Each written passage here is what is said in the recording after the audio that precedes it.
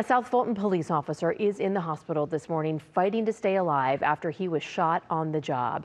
Atlanta News First reporter Blake Devine is live outside of Grady Hospital this morning where that injured officer is recovering. Blake, any update? Do we know how he's doing this morning? At this point, Megan, we are still awaiting his current condition. The last we heard, he was in critical condition, fighting for his life right here at Grady Hospital. We're talking about South Fulton Police Lieutenant Charles Cook. His prayers and thoughts have come in from all sorts of people throughout the community, wishing him well as he continues to recover after being shot during a deadly dispute on Friday. A Fulton County police officer was also shot during this incident. Now, the good news is that Fulton County police officer, he was released from the hospital with only minor injuries from the shooting. His name is Zaire Muhid. He only suffered minor gunshot injuries. Now, the suspected shooter during this incident, he was killed. And although Lieutenant Cook's injuries, they're much more severe as a result because he was hit by bullets at least 3 times. And this shooting comes during a difficult time for the South Fulton Police Department.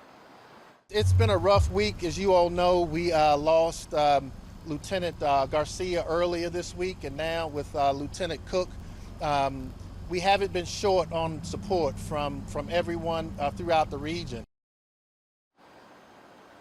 The funeral service for South Fulton Police Captain Helio Garcia will take place on Monday. Now, at this current time, we will continue to keep you updated on Lieutenant Cook's current condition. Reporting live from Grady Memorial Hospital, Blake Devine, Atlanta News First. All right, Blake, thank you. Atlanta News First Joe Gorcho now has more on what the Georgia Bureau of Investigation's initial findings reveal happened during that encounter on Fulton Industrial Boulevard. When I woke up, I went to the window to see what was going on. Quaylon Johnson says he watched the final moments of the deadly shooting by the Budgetel Inn & Suites.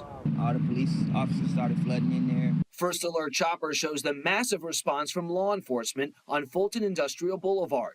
Dozens of law enforcement vehicles from multiple agencies swarmed the area, closing off the road, putting up crime scene tape, trying to determine how someone shot 2 officers. Things can change in an instant. South Fulton Police Chief Keith Meadows says Lieutenant Charles Cook came to assist a Fulton County police officer. Meadows says the other officer had just stopped Rashawn Jarvis Cofield, who looked suspicious at the time. Pulled up on an individual that was jaywalking to have a conversation with him. In its preliminary findings, the Georgia Bureau of Investigations determined Cofield had an active warrant for his arrest. Police tried to make an arrest. As they attempted to do so, GBI said Cofield pulled out a pistol and shot at the officers. The suspect produced a handgun. There was an exchange of gunfire.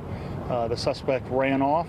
Police tell us Cook was critically wounded. Our officer gave chase. There was another exchange of gunfire. The suspect did not survive, and the Fulton County officer was injured. I don't know if he was shot already, but it seemed like he was because he fell over, and immediately after he fell over, he put the gun to his own head and shot himself. Police would not comment on if the suspect shot himself. We are told the Fulton County officer quickly returned to care for Cook as first responders rushed to the area. Chief Meadows says Lieutenant Cook's instincts saved a fellow officer. Lieutenant Cook hadn't been there. He doesn't know if he would be alive right now, and so that's a testament to his dedication. Joe Gorcho for Atlanta News First.